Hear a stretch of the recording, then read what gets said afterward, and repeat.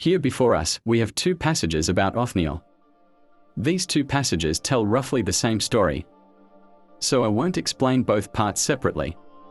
In Joshua 15 verses 13 to 14, the focus isn't really on Othniel, but on Caleb and his military victories.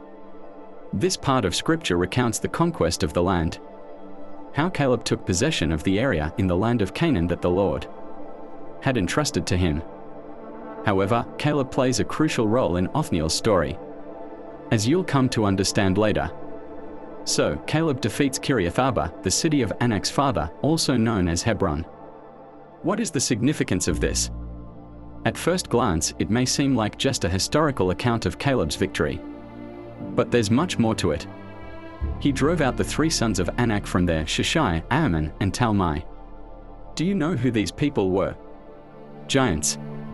Indeed, in Numbers 13:32-33, we read this about them, and they spread among the Israelites a bad report about the land they had explored.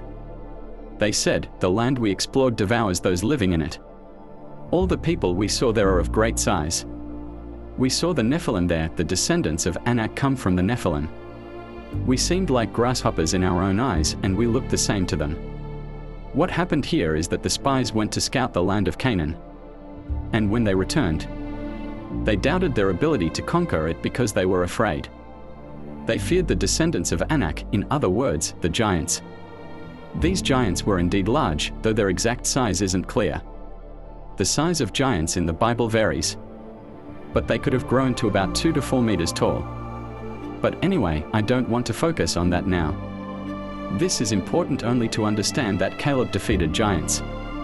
The fact that he defeated the descendants of Anak means that Caleb was a very strong man who led a powerful army.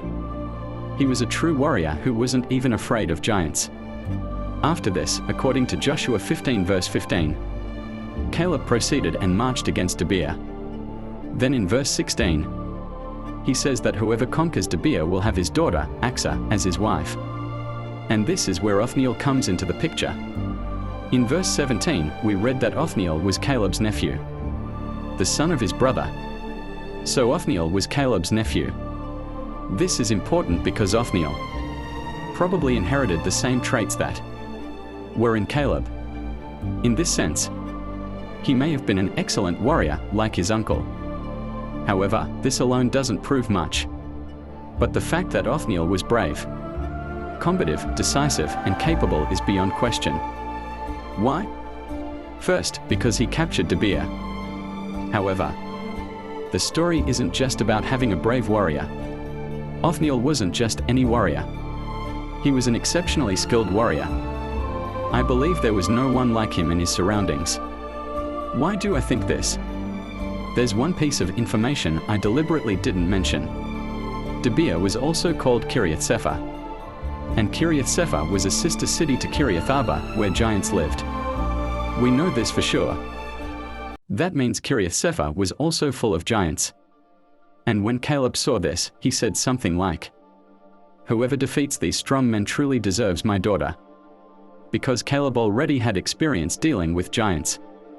In other words, we can say that Kiriath-sepher was an extremely strong city.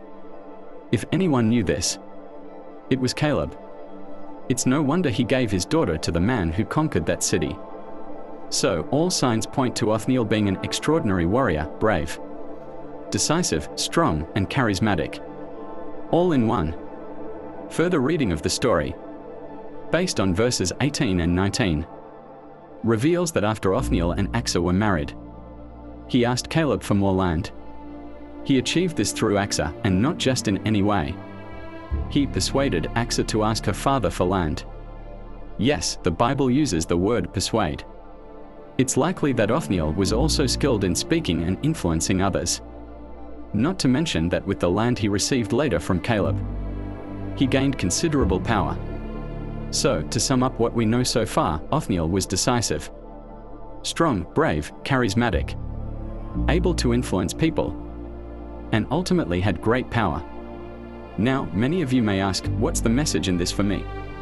What does God want to tell me through this? Well, the answer to these questions can be found in Judges 3, where Othniel's story continues. In the end, it will become clear why I examined Othniel's character and early life in such detail.